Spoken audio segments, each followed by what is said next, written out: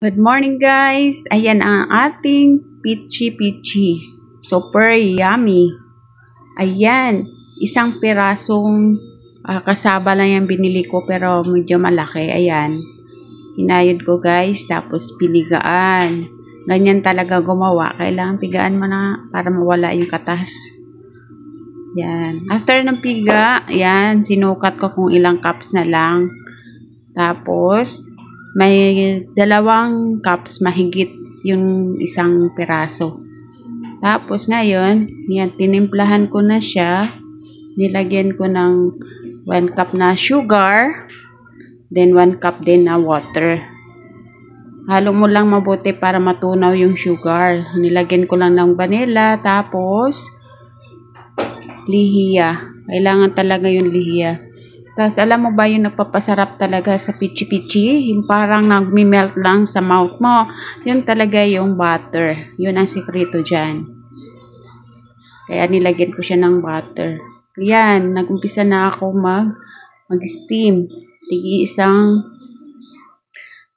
spoon lang yung nilagay ko. Yan, madali lang yan. 35 minutes. Steam mo yan, lutong-luto na yan. Tapos, nilagyan ko lang ng iba-ibang kulay. Ginawa kong 3 kulay. Kahit paano para, di ba, mas masarap din tingnan pag iba-ibang kulay. Yun.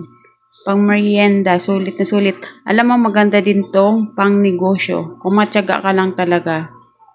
Masarap kasi ang pichi-pichi talaga. Yan. Pwedeng dessert, pwedeng merienda. O, di ba, ang sarap, o.